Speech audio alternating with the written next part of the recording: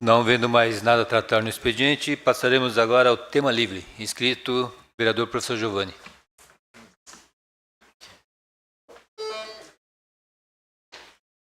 Tem 15 minutos com direito à concessão de apartes.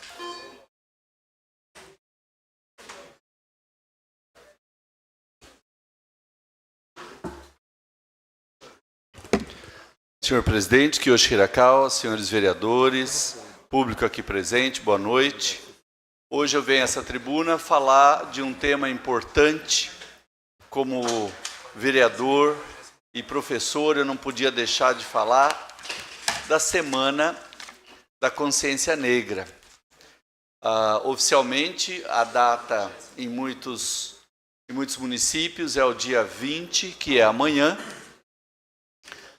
E no nosso município de Mairinque, que era feriado, desde um projeto que passou aqui nesta casa no início desse ano, deixou de ser feriado dia 20 e passou-se então a ter um caráter comemorativo a semana, e o domingo subsequente é que seria o dia... Eu, na época, fui o único vereador que votou contra o projeto, e eu vou justificar hoje, né? Na época, passou-se o projeto, foi votado, e o prefeito justificou, obviamente, que ele tinha solicitação dos empresários da cidade para tirar um feriado municipal, e tirou-se, então, esse dia da consciência negra. Não é um dia de comemoração, é um dia de reflexão. E, então, eu votei contra, porque, como educador, eu tenho plena consciência de que ainda se precisa fazer muita reflexão sobre a questão da consciência negra. Eu gostaria muito que essa fala fosse dispensável. Nós temos aí países que também tiveram a mesma história que o Brasil, né? Uma história que foi... O país se fez em cima da escravidão, e hoje a gente vê que o país fez políticas para reparar, né, esta história negra, usando aqui um termo de metáfora, né? Então, o Brasil tem muito ainda que conquistar, e, portanto, esse dia, que é o dia 20, e que muitos falam da questão do zumbi, né? Isso é segundo plano, né? O plano mais importante, o dia da consciência negra, é a gente fazer uma autorreflexão sobre a nossa sociedade e o futuro que a gente quer. A gente tem visto nos últimos anos algumas ações que têm promovido uma certa mudança na sociedade. Eu tenho falado aqui que quase todos os problemas do Brasil se resolvem pela educação. O preconceito racial se resolve pela educação, mas a desigualdade social não. A desigualdade social ainda vai muito tempo para a gente resolver. Eu pesquisei aqui alguns dados que podem comprovar que tem um descompasso entre a sociedade e as ações públicas, as ações do governo. 54% da população brasileira se autodeclara negra ou parda. 54% se autodeclara. Então, nós podemos afirmar que a maioria do país é negra.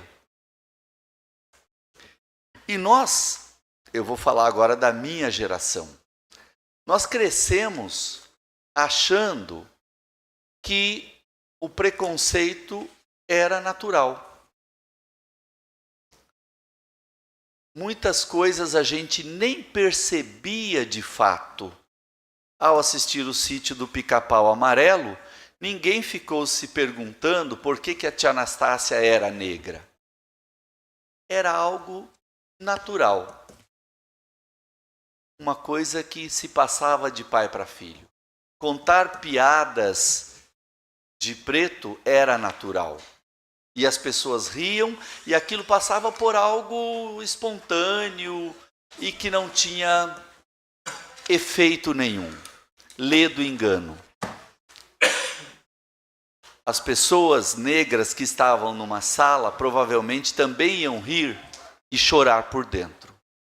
As crianças que eram humilhadas na escola possivelmente iam chorar caladas, que sofriam bullying. Então, nós avançamos com essa questão da lei. Existe uma lei que hoje, com a reforma aí, estão querendo que ela seja eliminada, que é a do ensino nas escolas, né, das questões aí da cultura afrodescendente. A lei existe, 10.633, e ela está incluído no texto da reforma que esta lei perde o seu efeito. Ainda não é hora dessa lei perder o efeito. O Brasil ainda precisa colocar em lei essa questão do preconceito racial. O dia que tiver tudo bem, e não vai ser agora, aí não precisa. Aí não vai precisar de colocar lei, não vai precisar de ter cota. Mas hoje eu discordo, como educador, como vereador, eu discordo de que já é hora de abolir esse tipo de coisa. Nós vimos aí na discussão das questões da eleição, muito preconceito vir à tona.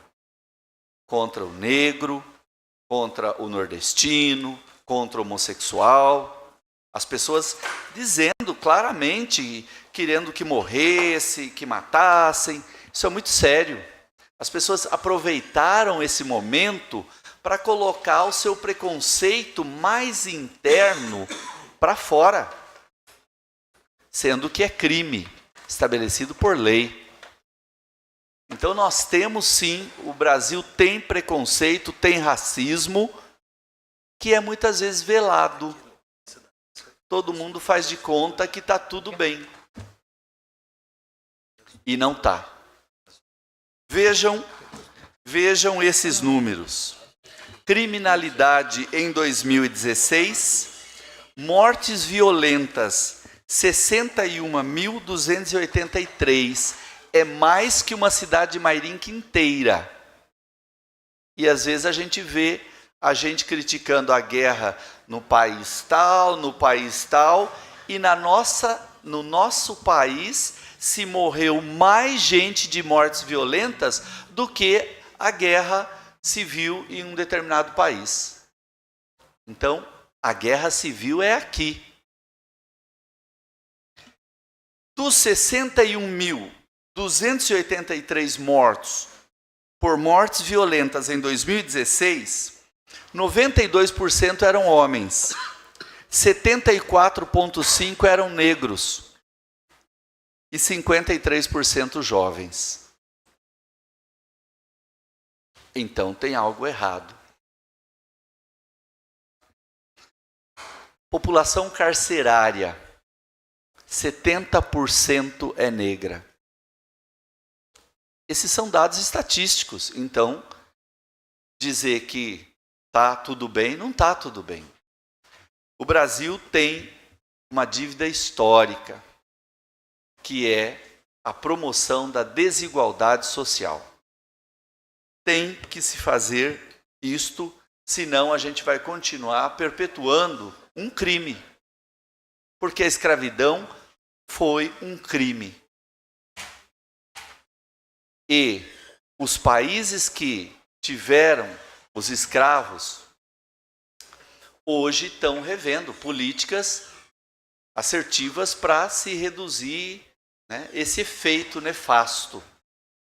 Olha um outro item, a miséria no Brasil, dados do IPEA. Das casas consideradas favelas no Brasil, 66,2% são de famílias negras.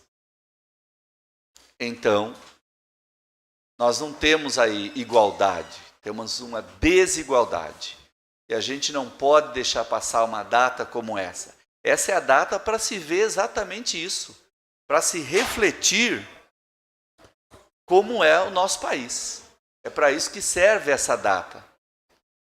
Então, vamos parar de pensar que está tudo bem. O dia que tiver tudo bem, a gente para de falar do assunto. Porque, na verdade, se a gente falar em direitos humanos, em respeito à pessoa humana, não precisava falar de cor. Então, temos muito que evoluir. E aí, eu vou também falar da questão dos últimos anos de uma revolução silenciosa que se fez nesse país. Em 2000, dos graduados em universidades no Brasil, faculdade, universidade, em 2000, 9,38 eram brancos, 2,2 eram negros. Uma grande discrepância. Em 2017, subiu para 22,9% de brancos e 9,3% de negros. Ou seja, houve um aumento muito grande de graduados negros nesse país. Isso é o quê? Isso é reflexo de legislação, de ações que resultaram em legislação para diminuir essa triste estatística que era que o negro não se formava na universidade. Então, a gente vê que hoje, praticamente, 2017, está aí, 10% de negros e 22,9% de brancos. Houve um aumento muito grande. O que é isso? Cota para alunos de escola pública e cotas para negros e pardos. Então, o dia que esta relação tiver igual, 20-20, como é a população brasileira, 54% se autodenomina negra ou parda, então, o dia que tiver igual o número de formandos nas universidades, tá bom, tira a cota. Tira as políticas relacionadas a questões raciais. Hoje não. Hoje a gente precisa estar sempre lembrando que somos todos pessoas que têm direitos iguais. Um outro dado que mostra o quanto ainda é injusta a situação da sociedade brasileira. Desses números que a gente está vendo, de 2017, do total que se matricula nas universidades, são 30% de negros. Então, ou seja, dos 100% que se matriculam nas universidades, 30% é negro, mas na hora que se forma, há uma evasão muito grande. É a população, então, que mais deixa de estudar porque tem que trabalhar. Então, são dados preocupantes. A gente precisa estar sempre lembrando, e o dia de amanhã é de ação afirmativa, de reflexão, para a gente não esquecer. Há um tempo atrás, Al Gore lançou um documentário chamado Uma Verdade Inconveniente. Ele se referia ao aquecimento global. E eu quero utilizar aqui esse termo para falar da questão da consciência negra no Brasil. Todas essas estatísticas que eu citei aqui para os senhores se tratam de verdades inconvenientes. São verdades que muita gente não quer ouvir, mas a gente precisa lembrar. Estamos aqui para lembrar. E não é só porque é amanhã, né? É algo que a gente tem que estar sempre lembrando. E a gente espera, então, que apesar de não ser feriado, que as pessoas parem um pouquinho para pensar por que é que há necessidade de ter um dia da consciência negra no Brasil. Obrigado, presidente. Boa noite a todos.